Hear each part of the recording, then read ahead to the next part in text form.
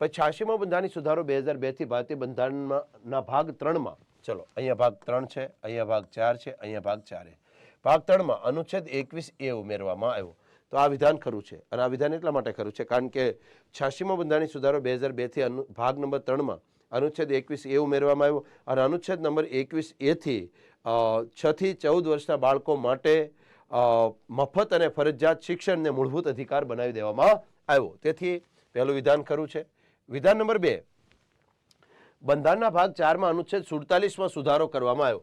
તો આ વિધાન ખોટું છે અને આ વિધાન એટલા માટે ખોટું છે કે ખરેખર 86મો બંધારણીય સુધારો 2002 થી ભારતીય બંધારણના ભાગ 4 માં સુધારો કરવામાં આવ્યો એ વાત સાચી છે, રેડી, પણ 47 નંબરના આર્ટિકલમાં સુધારો નથી થયો.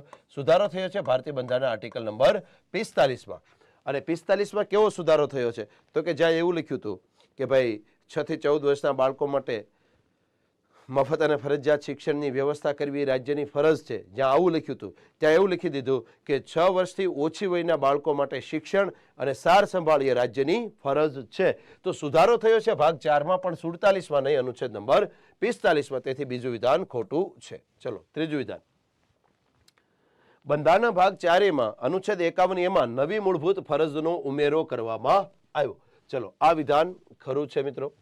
ખરું શું કામ છે? કારણ કે 86મો બંધારણીય સુધારો 2002 થી ભારતીય બંધારણના ભાગ નંબર 4A માં આર્ટિકલ 51A માં 11મી મૂળભૂત ફરજ દાખલ કરવામાં આવી. 11મી મૂળભૂત ફરજ.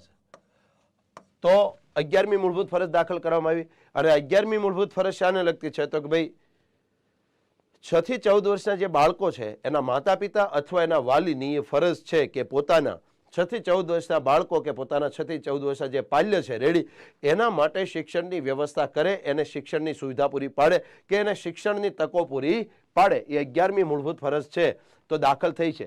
તો અહીંયા આપણે વિકલ્પ સાચો પસંદ કરવાનો છે. તો પહેલું વિધાન ખરું છે અને ત્રીજું વિધાન ખરું છે, રેડી. તેથી આપણો જવાબ આવશે અહીંયા વિકલ્પ ડી. વિધાન 1 અને વિધાન 3 આ બંને સાચા છે. બીજું વિધાન ખોટું છે. ખોટું એટલા માટે છે કારણ કે 45 નંબરના આર્ટિકલમાં સુધારો થયો છે, 47માં નહીં.